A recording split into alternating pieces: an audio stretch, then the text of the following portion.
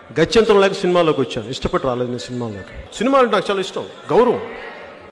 ఈ సన్నాసులకి జన్మనిచ్చిన తల్లిదండ్రులు నేర్పలేని సంస్కారాన్ని నేను నేర్పగలనా?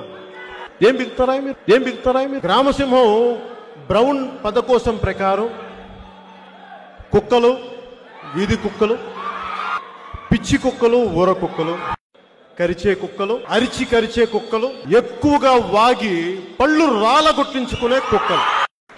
స్పెషల్ కేటగిరీ స్టేటస్లో నువ్వు ఎందుకు ఇట్లా అయిపోయావంటే, నేను ఎప్పుడు వెనక్కి వెళ్ళలేదు, చాలా బలంగా నిలబడ్డాను. స్పెషల్ కేటగిరీ స్టేటస్ నాకేమైనా మెచ్చి మేకతోలు చెప్తారు.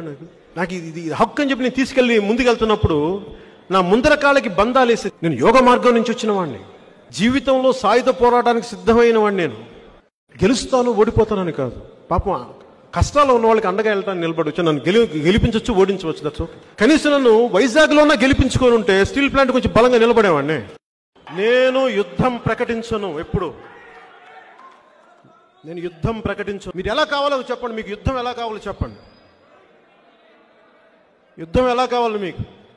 ప్రజాస్వామ్యబద్ధంగా యుద్ధం కావాలంటే దానికి సిద్ధం. లేదు ఇంకో ఏ విధంగానైనా చెప్పి మీరంటే దానికి మేము సంసిద్ధం.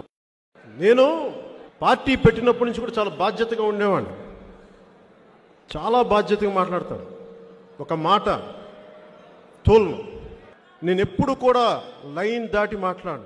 వైసీపీ గ్రామ సింహాల గొంకార. బాబు మీకేనమ్మా, చూసేవాళ్ళకి మీకే. వైసీపీ గ్రామ సింహాలంటే మీకే.